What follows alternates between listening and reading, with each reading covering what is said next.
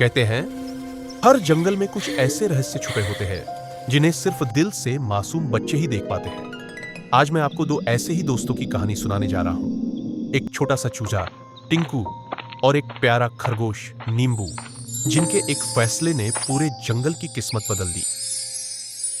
हरे भरे जंगल में दो सबसे प्यारे दोस्त रहते थे। टिंकू एक छोटा पीला चूजा जो फूलों का ताज पहनता था, और नींबू एक नीला खरगोश जो हमेशा हरी टोपी पहनता था। टिंकू के पास एक जादुई गुण था, वह फूलों की भाषा समझ सकता था। नींबू के पास एक और कमाल की खासियत, वह सबको हंसा सकता था। एक दिन एक तितली उनके सामने फड़फड़ाती है। तितली कहती है, तुम दोनों जंगल को बचाने के लिए चुने गए हो। दोनों चौंक जाते हैं। तितली उन्हें जंगल के बीच ले जाती है। वहां एक बहुत पुराना पेड़ रो रहा होता है। पेड़ कहता है, जंगल का दिल सूख रहा है, अगर इसे नहीं बचाया गया तो हम नहीं बचेंगे। टिंकू डर जाता है। नींबू उसका हाथ पकड़ता है। हम साथ हैं तो डर कैसा। पेड़ बताता है कि उन्हें जादुई ओस लानी होगी जो केवल नीले पहाड़ पर मिलती है।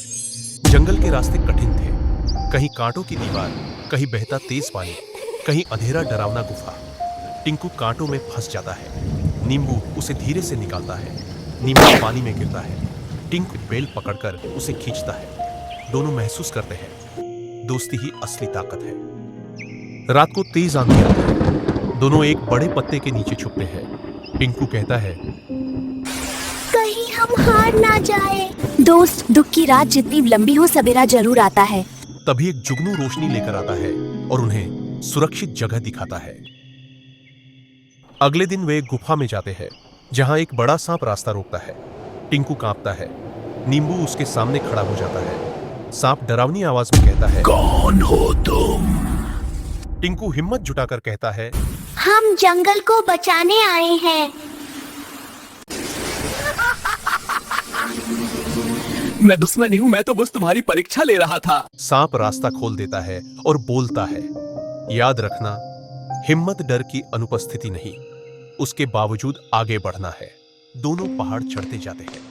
कई बार टिंकू पीछे रह जाता है, कई बार नींबू थक जाता है, लेकिन दोनों एक दूसरे को कहते, बस थोड़ा और, बस और। अंत में वे पहाड़ की चोटी तक पहुंचते हैं। वहां एक झील थी और उसके ऊपर हवा में तैरती हुई जादुई नीली ओस। जैसे ही वे ओस लेने जाते हैं, एक आवाज गूंजती है, जो दोस्ती सच्ची हो वही यह ओस ले सकता है।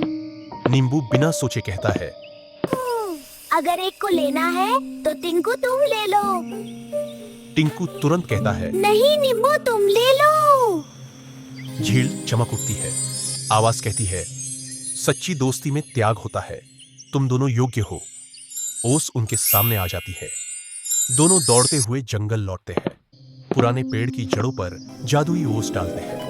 धीरे धीरे पेड़ चमकने लगता है, फूल खिल उठते हैं, तितलियां उड़ने लगती है।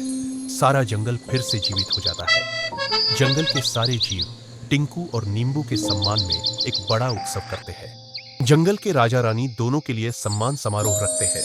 टिंकू को फूलों का राजदूत घोषित किया जाता है, नींबू को जंगल का हंसी रक्षक। दोनों की दोस्ती अब पूरे जंगल की मिसाल बन जाती है।